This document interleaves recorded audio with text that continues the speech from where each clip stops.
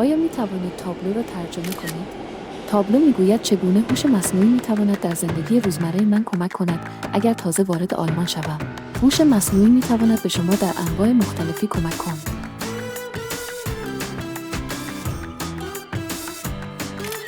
آیا می توانید به من در این مورد کمک کنید؟ می‌بینم که شما یک تصویر از شماره شناسایی مالیاتی خود STUA برای آلمان به من فرستاده اید. آیا می‌توانم این را با آلرژی‌های خود بخورم؟ می‌بینم که شما مشکلاتی ریاضی با جمع تفریق دارید.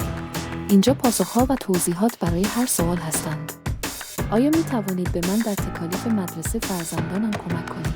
بله، شما می‌توانید این غذا را بدون هیچ نگرانی در مورد آلرژی‌های خود بخورید.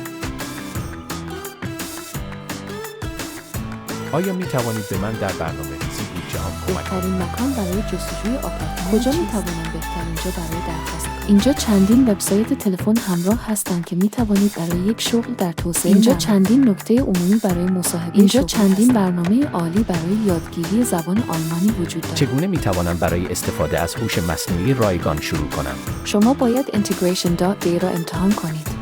آنها تمام انواع منابع برای شروع آسان و رایگان استفاده از هوش مصنوعی را فراهم می‌کنند.